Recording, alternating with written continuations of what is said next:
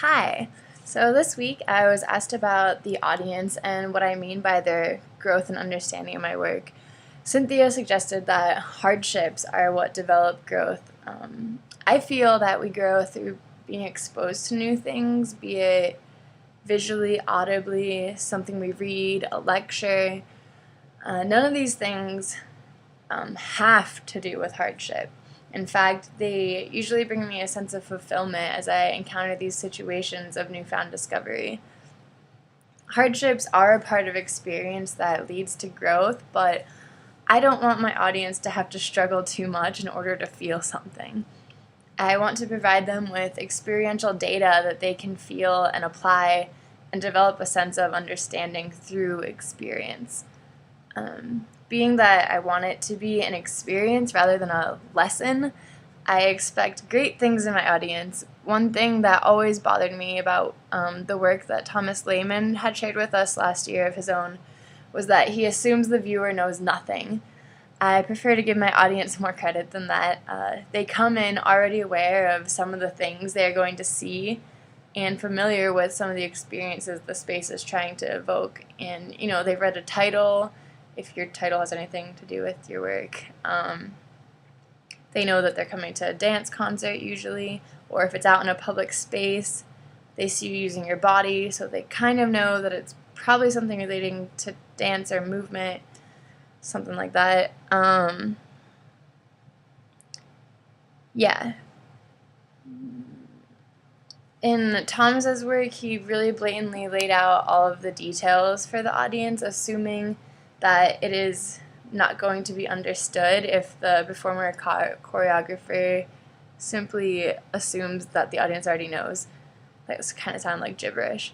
But he just really told them everything that they were going to see because he assumed that if he didn't assume that they knew nothing, that then they actually wouldn't know anything.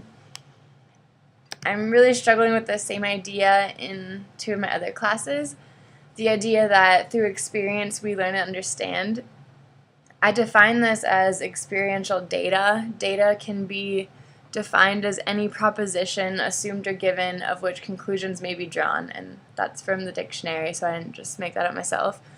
But by this definition, I strongly believe that experiences are, in fact, data.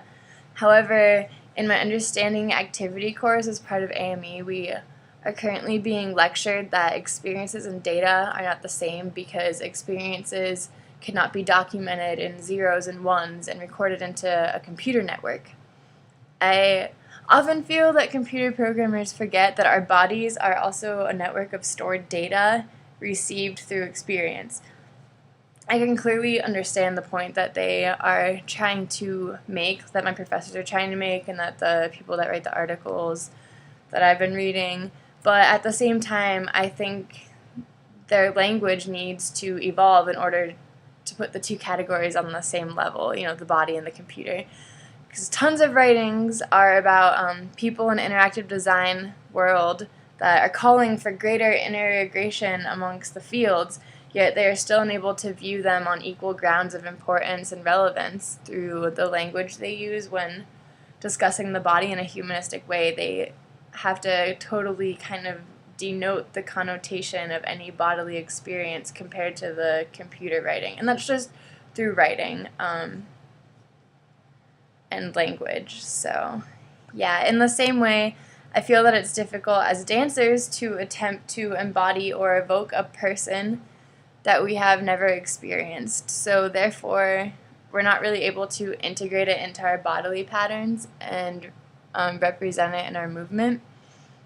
In urban right now, we're learning about the beginnings of punking and house styles, and we had to watch a documentary, Paris is Burning, and I was really disturbed by this, by the men and women who were trying to take on the characteristics of the opposite sex. They seem to really only realize the glamorous details of being a woman, that if they were actually a woman, they would realize these are not glamorous details at all.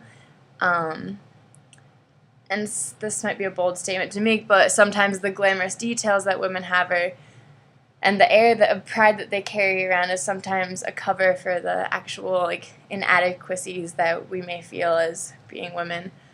So yes, as a woman you may dress glamorous, but that is generally as a means to pull in and please the opposite sex for stability and comfort, and protection.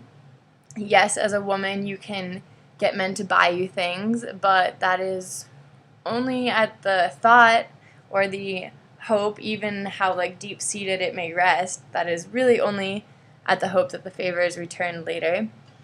Yes, as a woman you can give birth and truly nurse your own, I messed that up a little bit, but yes, as a woman you can be soft and gentle, but that is only because later you have to go through extreme pain in order to give birth and truly nurse your own maternal instincts later on. It is as though gentleness is a preparation for our bodily determined usage for procreation. So these are very general statements, but if I were to go into depth, that would be like a 2-hour long video, so I'm going to stop it there. But the point is that these men cannot embody a woman because they do not have the data implemented within their structure to actually perceive what it means to be a woman, and instead they are only further exploiting womanhood and breasts and selling yourself to men in a negative connotation. And I just wish that they knew a little bit more about what it actually is before they tried to go change themselves and before they tried to put a negative image out there of what being feminine is. Yeah, so that was a lot of small details of information of my last week, but hooray.